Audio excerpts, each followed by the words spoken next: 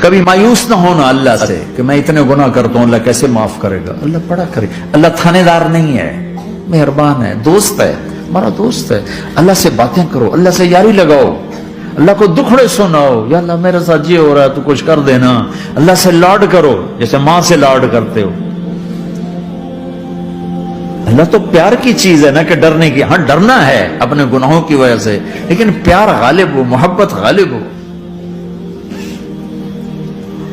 وہ نہیں تھا چرواہا موسیٰ علیہ السلام نے سنا، کہہ رہا اللہ سیاں تو آویں تیری جواں کڈاں، تین تیل لاواں، تین کنگھی کراں، تین روٹی کھواواں، تین دودھ پواواں، یہ اللہ سے باتیں کر رہا۔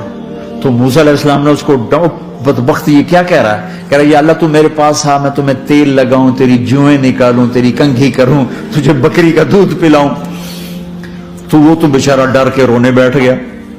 جب موسیٰ علیہ السلام طور پر آئے تو موسیٰ علیہ السلام سے